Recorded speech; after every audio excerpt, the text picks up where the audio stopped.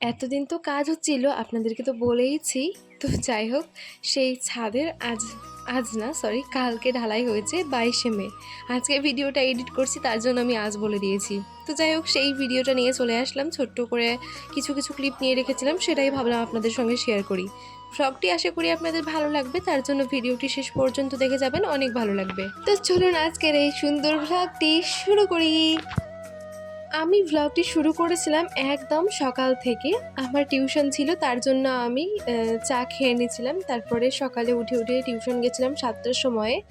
তার জন্য আমি বই টই কলম সব ভরে নিয়েছিলাম, তাই একটু একটু ক্লিপ নিয়ে রেখেছিলাম, রেডি হচ্ছিলাম তখন। তো এই যে টিউশন যাওয়ার জন্য আমি একদম রেডি। তো টিউশন থেকে আসি, তারপরে আবারও দেখা হবে। তারপরে আমি টিউশন থেকে চলে এসেছিলাম। তারপরে এসে আমি হচ্ছে যে বাইরে গেছিলাম, বাইরে সব মেশিন টেশিন চলে এসেছিলো। আর এইদিকে নানি মাছ বাছছিল, আর মাছটা বেশ বড় ছিল, তার সঙ্গে হচ্ছে ডিমও ছিল মাছটার। তো এই যে এখানে বালি পাথর সিমেন্ট সব পড়ে গেছিলো, আর হচ্ছে যে মেশিনও চলে এসেছিলো ঢালাইয়ের, আর লেবার মিস্ত্রিরাও সবাই চলে এসেছিলো। কাজ তখনও শুরু হয়নি। তারপরে হচ্ছে যে কাজ শুরু হলো একটু পরে। আমি আসলাম আর শুরু হলো বলতে গেলে। তো যাই হোক, তখন ওরা কাজ করছিল, আর এই সাইডে আমি বাড়ি চলে এসেছিলাম। বাড়ি এসে নানাকে দেখলাম, নানা পাউরুটি মিষ্টি এইসব আনলো। তো সেটাই আমি একটু ভিডিও করে রেখেছিলাম। একদম রসগোল্লা কার কার ভালো লাগে আর জিভে জল আসছে একটু বলবেন তো। আমার তো রসগোল্লা খেতে খুবই ভালো লাগে।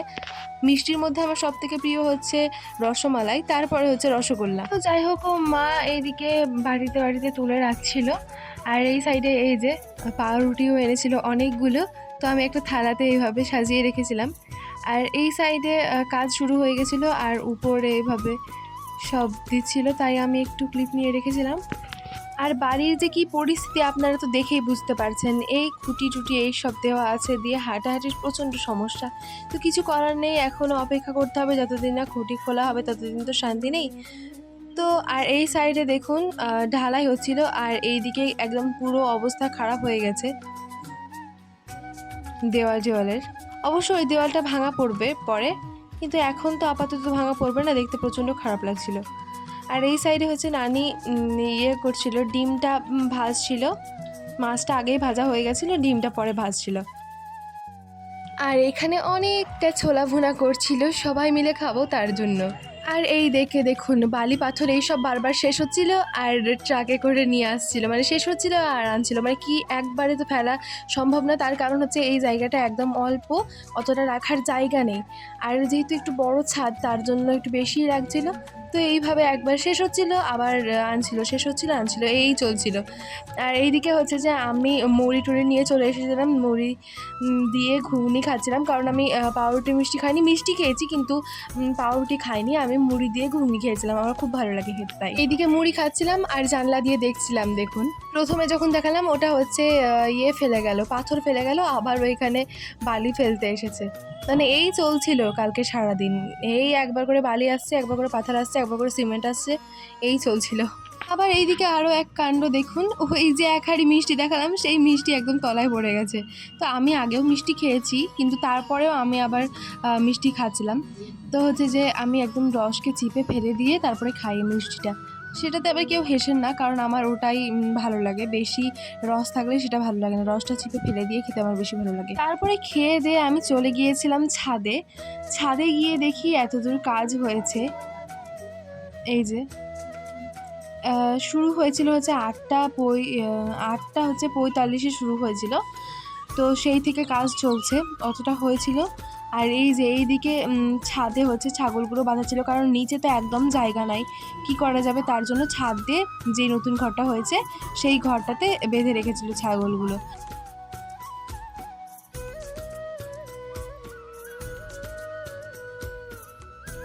আর এইদিকে কাজ হচ্ছিল, আমি আর ঘরে গিয়ে কি করব, আমার চুন্নু মুন্নুকে নিয়ে একটু আদর করছিলাম।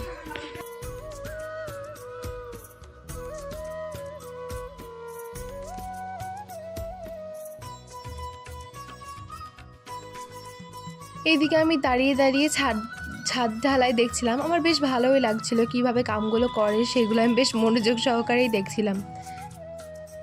আর এই দিকে দেখুন, ও দেখছিল হয়তো ঢালাই করা, আমি ওকে দড়ি খুলে দিলাম, দিয়ে দেখছি তো এই দিকে এসে বসলো আর সব মিস্ত্রিগুলো উপরে উঠছে আর ওদের দিকে তাকাচ্ছে, এইভাবে ওর চলছে, মানে বলতে গেলে ও ঢালাই করা দেখছে আমার মতো। কি একটা কাণ্ড ঘটলো দেখুন, ঢালাই হচ্ছে আর অল্প একটু বাকি আছে, এই অবস্থাতে চলে গেল লাইন দিয়ে, আর কাজ হচ্ছিল না, দিয়ে এটা অফ থেকে গেল বেশ কিছুক্ষণ, 8 ঘন্টা মতো এরকমভাবেই চললো, লাইন কিছু এলো না। তারপরে কিছুক্ষণ পরে আবার কাজ শুরু হয়েছিল, আর এই যে সব লেবার মিস্ত্রিরা সব বাগানের দিকে ওইদিকে গেছিলো, কি করবে এইখানে বেকার রোদে রোদে, কারণ যে হয়ে গেছিলো, লাইন চলে গেছিলো তার জন্য। তারপরে 2টা নাগাদ যে কটার সময় গেছিলো, 1:30টার সময় লাইন গেছিলো, তারপরে 2টা নাগাদ আবারও কাজ শুরু হয়েছিল। আর এই যে বারান্দার অবস্থা দেখুন, পুরো অবস্থা কাহিল।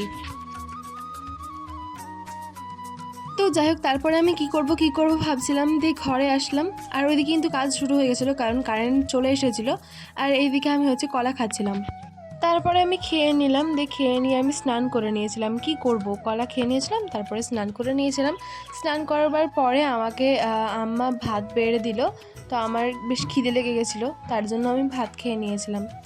আর এই সাইডে যে নানি পুঁই শাক দিয়ে রান্না করেছিল, কচু, মাছ ছিল, ঘুগনি ছিল, তার সঙ্গে পাকা আম ছিল। আর পাকা আমটা যে আমি কিভাবে ছিলেছিলাম জানেন, হাতে করে ছিলেছিলাম।